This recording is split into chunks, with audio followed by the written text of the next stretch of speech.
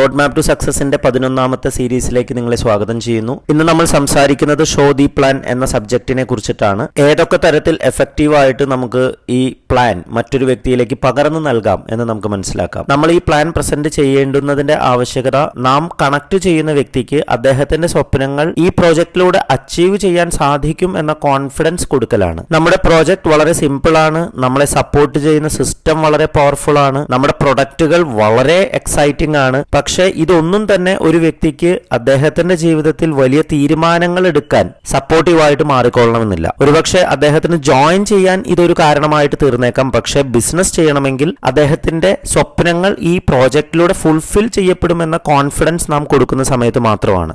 4 രീതിയിൽ ഈ പ്ലാൻ നമുക്ക് മറ്റൊരു വ്യക്തിക്ക് പകർന്നു നൽകാൻ സാധിക്കും. First, overview.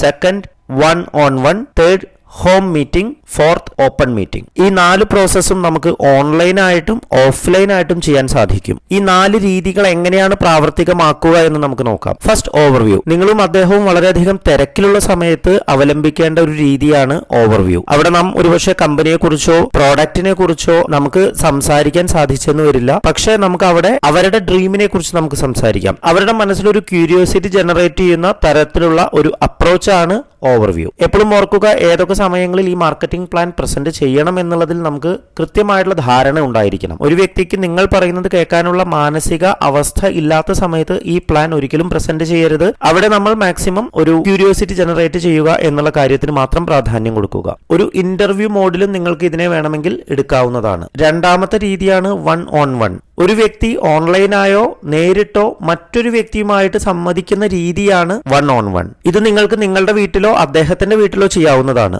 ഏത് സാഹചര്യത്തിലാണെങ്കിലും ഡ്രസ് കോഡ് വളരെ നല്ല രീതിയിൽ നിലനിർത്തേണ്ടത് അത്യാവശ്യമാണ്. റെക്കമെൻഡ് ചെയ്യുന്നത് ഒരു smart casual dress code maintain ചെയ്യുക. നിങ്ങൾ അവരുടെ വീട്ടിൽ വെച്ചാണ് മീറ്റ് ചെയ്യുന്നത് എങ്കിൽ കൃത്യസമയത്ത് ചെല്ലാനും കൃത്യസമയത്ത് തന്നെ ഇറങ്ങാനും ശ്രദ്ധിക്കുക. നിങ്ങൾക്ക് വേണ്ടി ഈ പ്ലാൻ പ്രസന്റ് ചെയ്യാൻ നിങ്ങളുടെ അപ്ലൈൻ ലീഡർ വരുന്നുണ്ടെങ്കിൽ അദ്ദേഹത്തിനെ നല്ല രീതിയിൽ അവർക്ക് പരിചയപ്പെടുത്തി കൊടുത്തതിന് ശേഷം നിങ്ങൾ സൈലന്റ് മോഡിലേക്ക് മാറുക. ഈ മാർക്കറ്റിംഗ് പ്ലാൻ ഏറ്റവും എഫക്റ്റീവായിട്ട് മറ്റൊരു വ്യക്തിക്ക് പകർന്നു നൽകാൻ നമുക്ക് സാധിക്കുന്നത് അത് 4 മോഡലിൽ ഏത് മോഡലിലാണെങ്കിലും ഒരു ഹസ്ബൻഡ് ആൻഡ് വൈഫ് മറ്റൊരു ഹസ്ബൻഡ് ആൻഡ് വൈഫിന് ഈ പ്ലാൻ പ്രസന്റ് ചെയ്യുന്ന സമയത്താണ്. എല്ലായ്പ്പോഴും ഒരു ഹസ്ബൻഡ് ആൻഡ് വൈഫ് ഒരുമിച്ചിരിക്കുന്നത് അങ്ങോട്ടും ഇങ്ങോട്ടും കംഫർട്ടബിൾ ആയിട്ട് പെരുമാറാനും ഇന്ററാക്ട് ചെയ്യാനും സപ്പോർട്ടീവായിട്ട് മാറുന്നു. പ്ലാൻ എപ്പോഴും സിമ്പിൾ ആയിരിക്കണം, കുറഞ്ഞ സമയം കൊണ്ടായിരിക്കണം. നാം ഒരു 1-on-1 മീറ്റിംഗ് ആണ് ചെയ്യുന്നതെങ്കിൽ അവിടെ പ്രധാനമായിട്ടും ഡ്രീംസിനെ കുറിച്ച് നമുക്ക് സംസാരിക്കാം, പ്രോഡക്റ്റിനെ കുറിച്ച് നമുക്ക് സംസാരിക്കാം, ബേസിക് ആയിട്ടുള്ള മാർക്കറ്റിംഗ് പ്ലാൻ നമുക്ക് അവർക്ക് പ്രസന്റ് ചെയ്യാം. അതിൽ കൂടുതൽ കാര്യങ്ങൾ നാം 1-on-1 മീറ്റിംഗിൽ പ്രസന്റ് ചെയ്യുന്നത് എഫക്റ്റീവ്നെസ് കുറയുന്നതിന് കാരണമായിട്ട് തീരുന്നു. കൂടുതൽ ഇൻഫോർമേഷൻ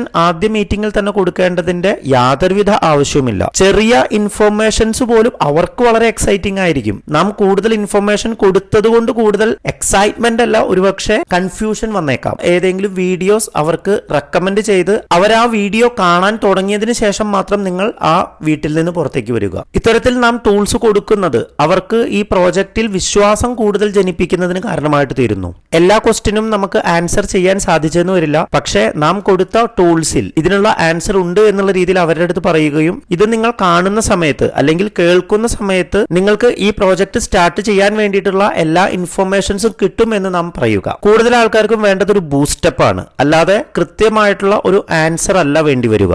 നിങ്ങൾ അവരുടെ വീട്ടിൽ പോകുകയാണെങ്കിലും അവർ നിങ്ങളുടെ വീട്ടിൽ വരികയാണെങ്കിലും പ്രൊഡക്റ്റ് ഡെമോൺസ്ട്രേഷൻ മസ്റ്റായിട്ട് ചെയ്യുക. ഒരിക്കലും പ്രൊഡക്റ്റ് എക്സാജറേറ്റ് ചെയ്തുകൊണ്ട് അമിതമായിട്ട് ഊതിപ്പെരിപ്പിച്ചുകൊണ്ട് സംസാരിക്കാതിരിക്കുക. കൺക്ലൂഡ് ചെയ്യുന്ന സമയത്ത് അവരെ കൊണ്ട് വെസ്റ്റീജിന്റെ ആപ്പ് ഡൗൺലോഡ് ചെയ്യിക്കുക. സൂം ആപ്പ് ഡൗൺലോഡ് ചെയ്യിച്ച് എങ്ങനെയാണ് ഒരു ഓൺലൈൻ മീറ്റിംഗിൽ പങ്കെടുക്കേണ്ടത് മനസ്സിലാക്കി കൊടുക്കുക. അതിലുപരിയായിട്ട് നിങ്ങളുടെ അടുത്ത് DLCPയിൽ നടക്കുന്ന CEO മീറ്റിംഗിലേക്ക് ഫാമിലി ആയിട്ട് തന്നെ ഇൻവൈറ്റ് ചെയ്യുക. അവിടെ എത്തുന്ന സമയത്ത് നിങ്ങൾക്ക് പ്രൊഡക്റ്റുകൾ നേരിട്ട് കാണാമെന്നും നിങ്ങൾക്ക് വേണ്ട പ്രൊഡക്റ്റുകൾ അവിടുന്ന് ചൂസ് ചെയ്യാമെന്നും അവരോട് പറയുക. അതിലൂടെ അവർ ഈ ബിസിനസ് ഈസി ആയിട്ട് സ്റ്റാർട്ട് ചെയ്യാൻ കാരണമായിട്ട് തീരുന്നുണ്ടായിരിക്കും. കുറഞ്ഞ സമയം കൊണ്ട് ഏറ്റവും കൂടുതൽ ആൾക്കാരെ കവർ ചെയ്യാനുള്ള ഒരു മെത്തേഡാണ് 1-on-1 മീറ്റിംഗ്. അത് ഓൺലൈനായിട്ടും ഓഫ്ലൈനായിട്ടും നമുക്ക് ചെയ്യാൻ സാധിക്കും. തുടക്കത്തിൽ നിങ്ങളുടെ അപ്ലൈൻ 5-10 പ്രസന്റേഷൻസ് നിങ്ങൾക്ക് വേണ്ടി ചെയ്തു തരും. അതിലൂടെ നിങ്ങൾ അത് പഠിച്ചെടുക്കുകയും നിങ്ങൾ സ്വന്തമായിട്ട് പ്രസന്റ് ചെയ്യാനും തുടങ്ങുക എന്നുള്ളത് വളരെ പ്രാധാന്യമുള്ള ഒരു കാര്യമാണ്.